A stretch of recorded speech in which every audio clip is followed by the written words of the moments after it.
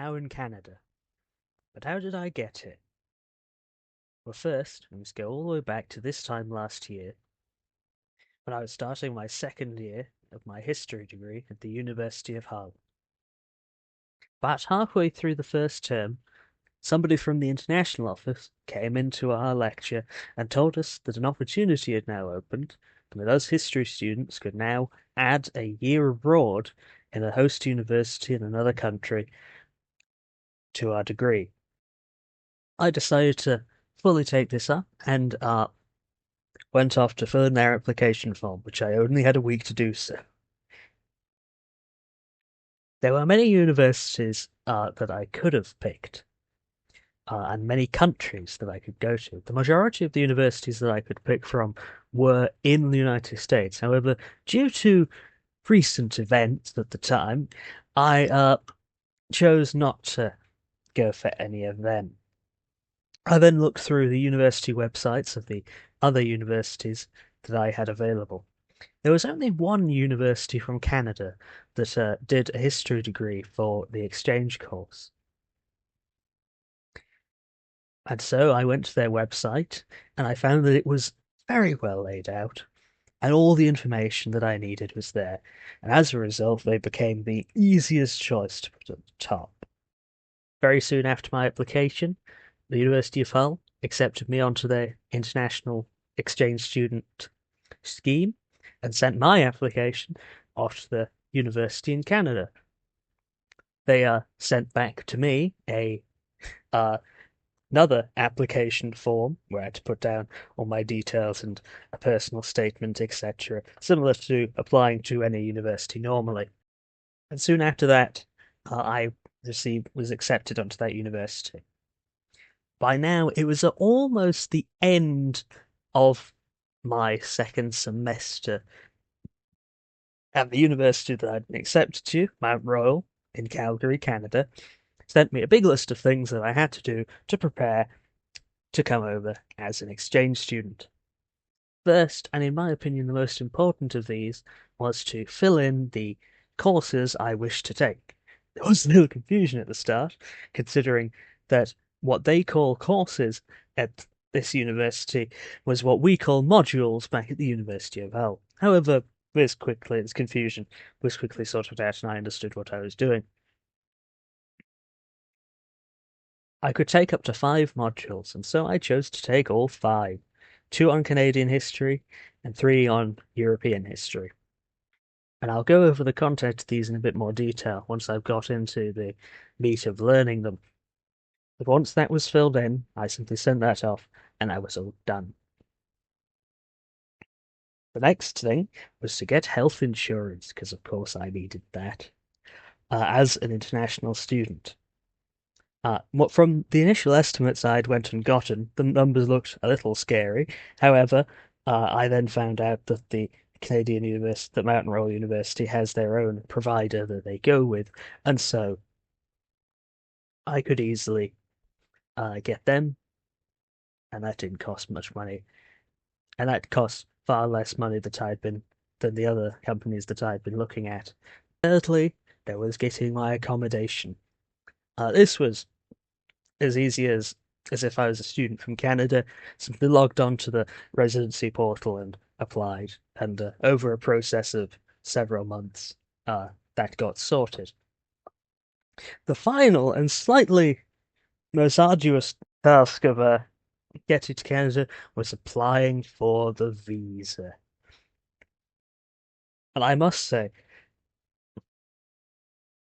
as a citizen of the UK, the process to getting a student visa was a lot easier for me than it would have been otherwise. I cannot imagine how difficult it would have been for other people from other countries, which don't have such a good relationship with Canada.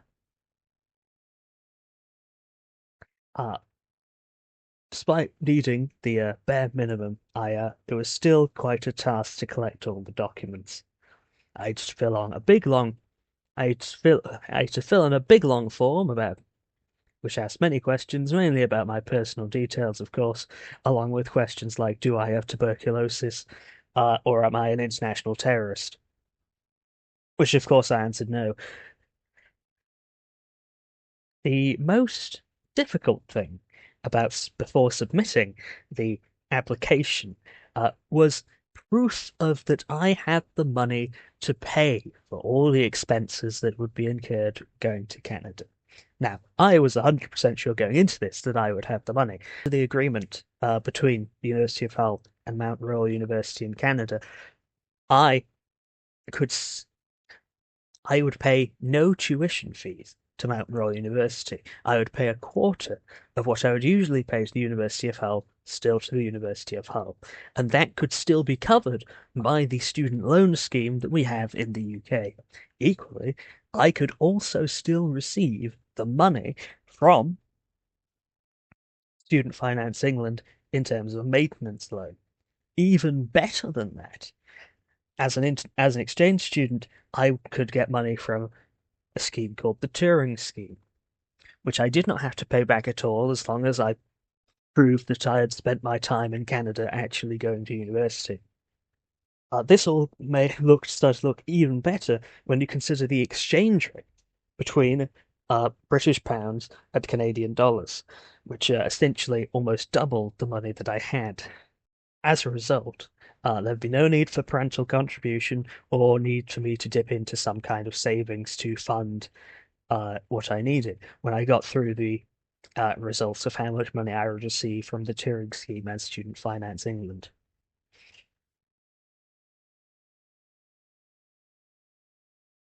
However, Student Finance England took just a little while to formally submit how much money that I would receive. And as a result, it was quite late. Uh, it wasn't until quite late into July that I could actually submit my visa application. And I was a little concerned. Well, more than a little concerned, considering that it said on the Canadian government's website that it would take up to 10 weeks, when there are only 5 weeks until I was supposed to head out to Canada.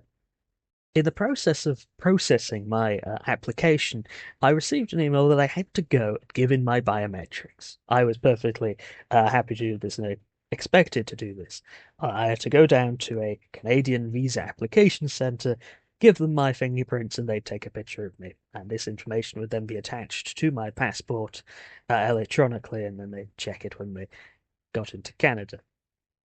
However, for me, uh, it was a little difficult, considering there is only one visa application centre in all of the UK, in London, and I live nowhere near London. And it's even worse, because the train lines aren't very nice getting to London from where I am. Though I have to be somewhat thankful, at least I don't live in Scotland, because if I lived in Scotland, I'd also have to go down to London, and that would be even worse of a journey. But I went down there, spent a day in London, and the process took much easier and quicker than I thought it would be, uh, especially considering the long queue that I saw outside. Luckily, there was a premium queue that you could go into if you specifically wished to see the Canadian Visa Application Centre. As I said, I was concerned that the visa wouldn't be done in time. About a week or 2 weeks, I can't remember. About a week before I was due to leave, uh, the visa was approved. Well, initially approved. I still had to have it be fully approved when I got to Canada, but with that, with all those things done, all that would be left would be to get a few things, set up a bank account that would work in Canada, convert some of my money to Canadian dollars, buy some essentials, and pack only the most essential things into my gigantic bag. And of course, book the flights. So, me here again. That part of the recording was recorded before I got on my flight to Canada. I am now in Canada recording this from my room in the residency at Mount Royal University. On the 30th of August, I travelled to the train station and took a direct train all the way to London. My dad decided to come with me, mainly because my mum wanted him to. And so we both travelled down to London. However, we discovered, just before we were about to leave to get the train, that my dad had brought the wrong tickets, and instead of going to London, he got off at Stevenage. This was not a problem, since we both knew that I was capable of making my way to London regardless. I made my way down to London, got on tube, then got on a bus, and then made my way to the hotel we'd be staying in until tomorrow morning.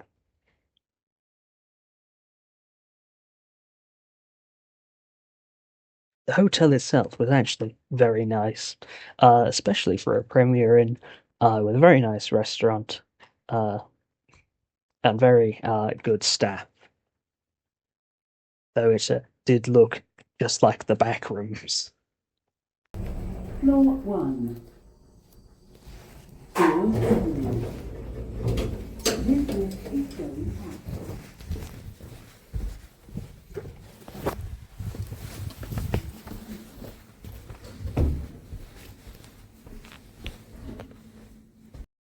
In the morning, we got up at 7 o'clock to head on down to the airport. Here I am in Heathrow.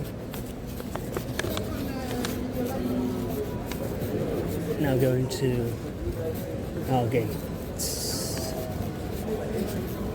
B37. Okay. I'd love to spend some time in the mall, but I've got to go to my gates.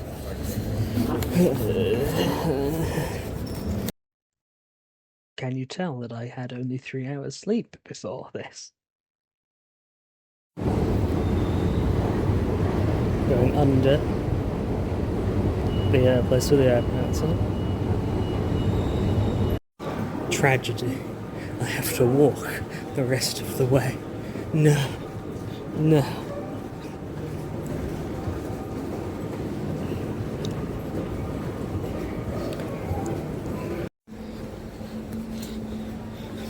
They're taking over.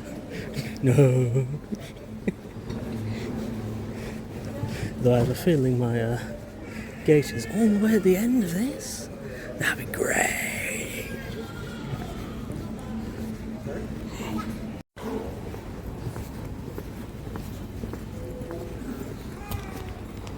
They really are distracting me.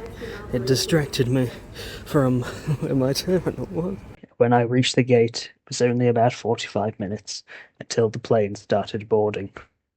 The flight was 8 hours. The flight was 8 hours long, and so we had for ourselves a complimentary meal of chicken or pasta. But they ran out of chicken, and I was sitting at the very back of the plane, so I got the pasta, which was fine. On the plane, you're allowed to have unlimited drinks. Well, at least whenever they came past, though if you were close enough to the flight attendants, you could ask. In fact, the guy next to me had about 8 bottles of wine, though he wasn't a problem. He was actually quite a nice guy, as at the end of the flight we had a nice chat. But when we touched down in Calgary Airport, that's when the real problems began. I had been approved for my ETA. Essentially, I'd been approved to live in Canada for the amount of time that I wanted to. However, I required a study permit, as I was going to be studying in Canada for about a year. This had been initially approved by the Canadian government, but I now needed to get properly approved and get the official paperwork at the airport itself. I went over to this desk and handed in all the documents that I was required to give. I mentioned back when I was first applying that I required to give proof that I had the financial means to pay for all the costs I needed to. I once again needed to provide these documents in person, along with my proof of identity and letter of acceptance, etc., etc.